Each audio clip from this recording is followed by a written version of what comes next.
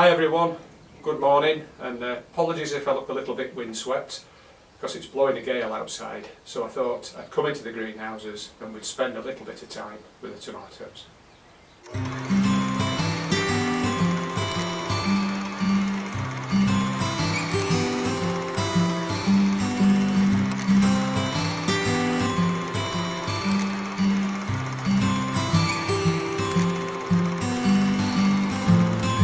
Well, as you've probably gathered over the years, tomatoes are my favourite crop on the allotment, and I really do love them. I look forward to growing them every year.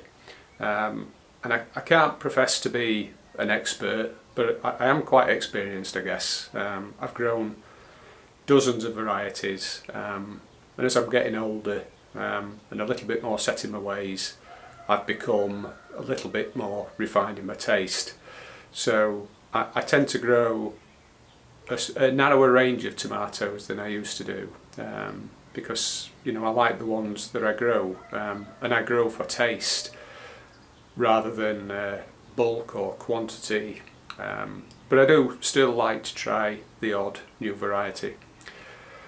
There's a lot to talk about, and if you think I've missed anything, if there's something at this time in the season where you think, well, I should have mentioned this, or you might want to mention that, then by all means chip in the comments. That's what they're for. If you think I maybe should be doing things another way, then by all means offer up suggestions, because I'd like to think that I'm open-minded, although I am getting set in my ways, as I say. So I'm going to turn the camera around and we'll look at a couple of plants. I did the first wave of side shooting about a week, 10 days ago.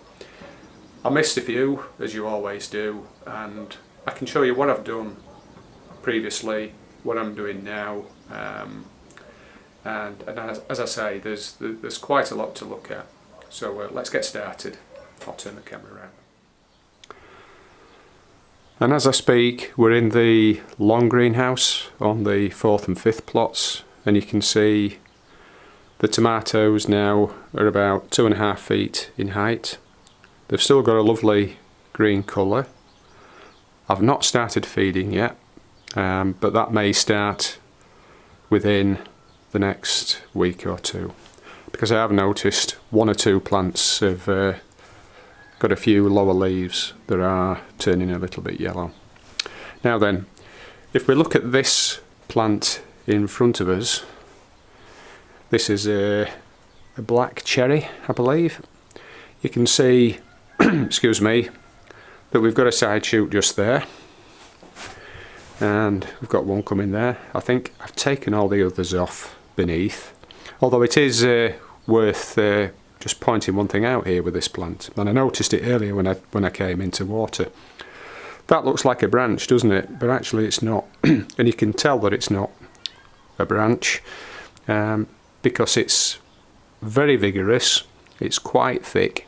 If you look at the branches higher up the plant, you can see they're stiff, sturdy, but quite thin, and they are strong, those, whereas this one has a rubbery feel to it, and that is actually a side shoot, and that was probably left on when I stripped the base of the plant when I planted it. Might only have been really tiny, I might not even have seen it, but in the last 3 weeks that this plant's been here, it's grown really vigorously. So and it's grown its own side shoots, as you can see. So it's effectively become a second stem, and that's what side shoots become. They become second and subsequent stems. So I will take that off. I could leave it on, but you can see it's long and lanky, not as stiff, and it will make this plant quite wide as well. I would have to loosen this and move it over just to give the two stems enough room. And I've done that with all of my tomatoes this year. I've not allowed any tomato to form a second stem. Now, that's not to say that you shouldn't. If you've got a smaller number of plants and you've got plenty of space, then you can do that. You can grow maybe 2 stems, particularly with the cherries, and you will probably increase your yield as well. although your tomatoes may be a little bit smaller. But that's not really an issue with cherries. Now then, when it comes to removing your side shoots, one of the things I remember mentioning in an earlier update, it's probably a couple of years ago now, is that if you can, you should side shoot at the start of the day when the tissue of the plant is turgid as opposed to flaccid, and that means that they snap off really simply with a nice click, a nice snapping sound, just like that. If you try and do it at the end of the day, you'll find that, just like this one here, that the side shoots will be rubbery, and you'll try and bend it both ways, and you'll just end up tearing the cadmium layer, the outer skin. You'll just end up tearing it off the main stem, and then you've got a wound, and you may make that plant vulnerable to infection.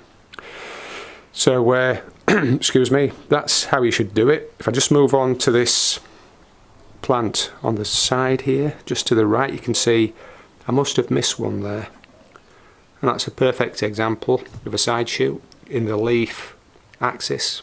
It's like a 90-degree junction, and the side shoot goes up at 45 degrees, and it's, as you can see, this one's a little bit thicker. Now excuse me, I'm doing this live, as it were, so hopefully it'll perform as I hope it will. But what I suggest you do, it's not rocket science, I know, but don't just yank it in one direction. What I tend to do is I'll click it that way, like that, and then I'll come back and click it that way. Because invariably what happens, unless they're really tiny, if you click it one way and just pull it, it'll click and it'll snap, but it will leave a layer of skin on the far side, and then when you pull it, it'll just strip it down the stem. And the same if you do it this way.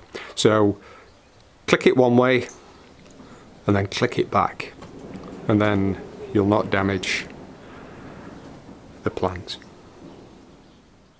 Now on the left hand side of the greenhouse, which is the north side, I've got my beefsteaks, and the beefsteaks that I'm growing, like the Hillbilly and the Brandy Boy, Paul Robeson, they have a habit of forming what are called split leaders, and that's a split leader just there.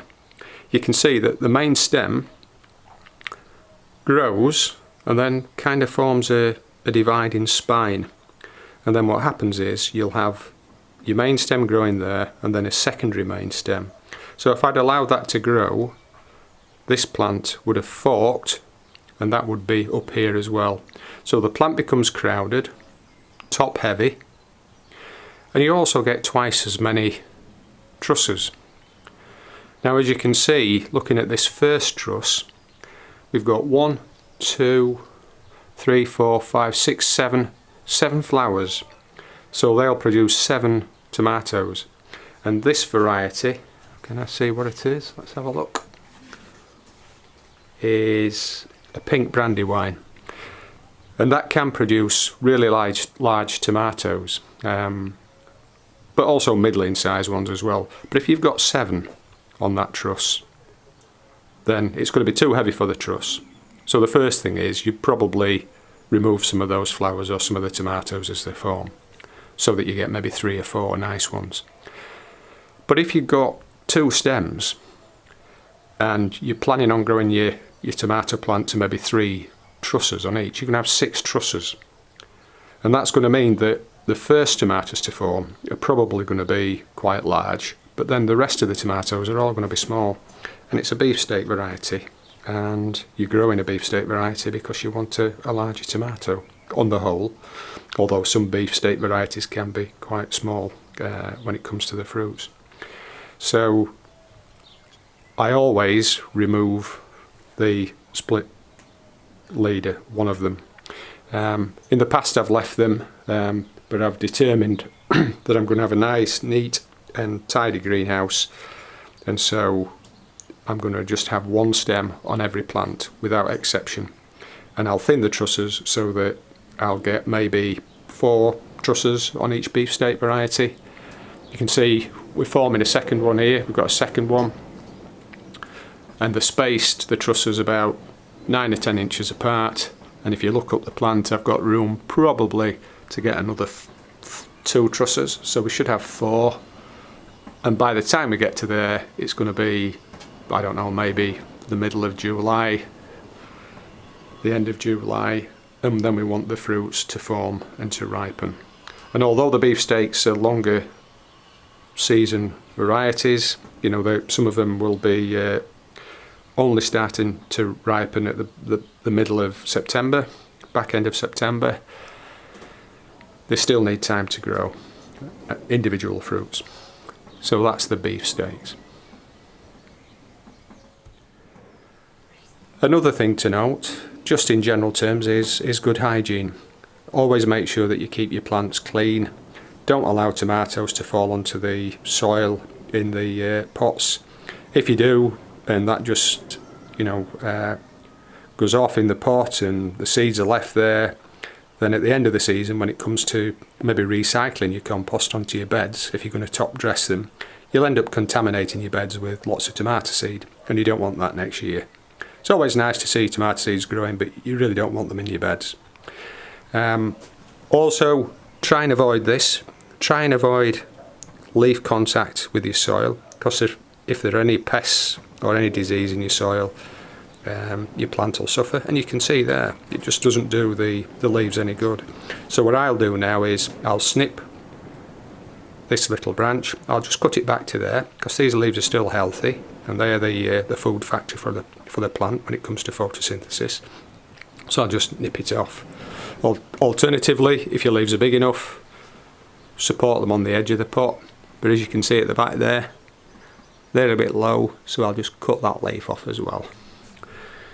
So keep them clean, and you shouldn't suffer too badly with disease. In fact, over the last 10 years of growing tomatoes, and I grow about 40-45 plants a year in the greenhouses, I've only lost 1 tomato to disease. I've never lost any to blight, although I did once get a spot of blight on one branch and I just cut that off and that was okay. But I've only had 1 plant succumb to any kind of disease, and I couldn't really determine or diagnose what the problem was. It just kind of went yellow and I removed it straight away. So it might have been the compost, or it might have been, I don't know, just some unspecified disease, as I say. So if you look after them, other things being equal, you shouldn't really suffer. So good hygiene is important. One other small thing that I should have probably mentioned when I discussed the side shooting is the importance of tying in your plant first before you side shoot or do any plant maintenance, particularly if you're quite crowded with plants in your greenhouse, because it's quite easy to damage your plant, even with the best of intent. So you can see I've got a tie just there, but we want to tie this in probably about here, somewhere like that. So the idea is you tie the plant in first and then you remove your side shoots. If you do it the other way around, and let's say you remove that side shoot and then you try and tie your plant in, particularly if your plant's a little bit bendy and windy and you have to put it under some tension, and if it's also quite a spindly plant, you can find that you break the top off the plant as you try and tie it in. And if you do that and you've already removed that last shoot, you've not got a side shoot to take over as the main leader to continue your plant. So I think it's good policy, as I say, to tie in first. Then if you have a mishap, you can leave a side shoot lower down the plant to take over as the tip of the plant. And when you do tie in, always make sure that you tie in above a truss if you can. If you don't, and you tie in, let's say, just there, as that truss produces tomatoes and the tomatoes get heavy and pull the truss down, you've got a weak point directly beneath it. Your tie will nip in to the stem, make it weak, and it's happened many times with me in the past when I've just not realised, and it'll just tear off, and then you'll have a truss of beautiful tomatoes hanging down, and you'll be hoping that they ripen up if they're close to ripening, but they may not. So tie in above your trusses. And as I said earlier, if you're going to start feeding and you're at this stage in the season, 3 to 4 weeks after transplanting your plants, you're getting close to doing your first feed if you haven't already. And I don't tend to feed until I've got tomatoes on 2 trusses, and as you can see with this variety here, it's a Sun Gold. I've got tiny tomatoes on the first truss and tiny tomatoes on the second truss. Now the beefsteaks are a little bit slower, and as you can see here, we've got a tomato on the first truss but none on the second, and that's true for all of the beefsteaks in here. So but they are a sturdier plant, there's more bulk to the plant, to its structure, so they're going to be taking more out of the soil. So I would say, as a rule, start feeding, if you haven't already, by the time your second tomato sets on your cherry tomatoes. I'll start probably in this coming week, and the tomatoes will have been in here for close to 4 weeks. So it's a good time to start, I guess. Apologies briefly for the background noise, because it's getting quite loud. We're brewing up a real gale up here in West Yorkshire this morning. One other thing that people have a habit of doing, certainly as the first few trusses start to appear on the plants, is they rattle their plants just to aid pollination. And I'm reminded to mention this by Ronald Shaw. Ronald has his own YouTube channel, Robert Shaw's Car Park Growing Area. He does marvellously well in a really limited space, and all his plants are very verdant and green and doing really well. But he asked me the other day about what's called dry set, and that's when you get too much heat in your greenhouse and the pollen cooks basically and dies on your plants, and then your flowers become brittle, brown, and just drop off at the knuckle. I experienced the same problem last year, and beyond trying to ventilate and water regularly in your greenhouse, there's not really a great deal you can do about it. If the temperature gets too high, and sometimes it can reach 40 degrees or so, it's just a fact of life. But you can help, as I say, by ventilating, by shading your greenhouse on the sunny side of the structure. But coming back to the rattling, or trying to artificially aid pollination, I checked some of the reading material that I've got, because I was wrong, labouring under a misapprehension. The ideal temperature for pollination is about 20 degrees, and the ideal humidity is a relative humidity of about 70 degrees. Now the time at which you shake your plants depends upon when you kind of reach that temperature in your greenhouse. So the consensus is that would normally occur around about mid to late morning. Obviously it depends on the day, or the period of weather that you're in. When it's really hot, then it's going to be earlier in the morning. If it's a partially overcast day, then later in the morning. But if you've got a thermometer in the greenhouse, it's worthwhile checking it. So if you get to about 20 or your low 20s, then it's the right time to shake.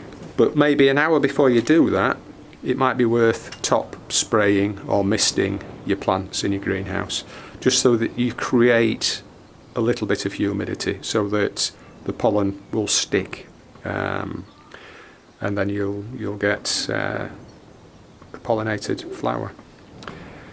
Once the flowers open, they tend to be at the most fertile for about 3 days. So again, it's worth keeping a close eye on your flowers. As soon as they start to open, the majority of the flowers, you've probably got about 3 days during which you can shake your plants. So it's a small thing, but it can aid pollination. Well, that's it for the tomatoes. I hope you found that useful. I hope I've not missed anything. If you think I have, then by all means leave your own experience or suggestions in the comments below, because I'm sure other people would find it interesting to see what you've got to say. And that's it. I could show you outside, because there's lots of things to show you, but you may be able to hear it. It's blowing an absolute gale, so I think I'm going to leave the tour to another time. I've planted lots of things out, and some things are starting to mature, and it is quite interesting. It's interesting for me anyway, and quite reassuring as well when you see things moving on. So, but that'll be for another update. Anyway, for now, take care, look after yourselves, and I look forward to seeing you again soon. Okay, all the best. Cheers, bye.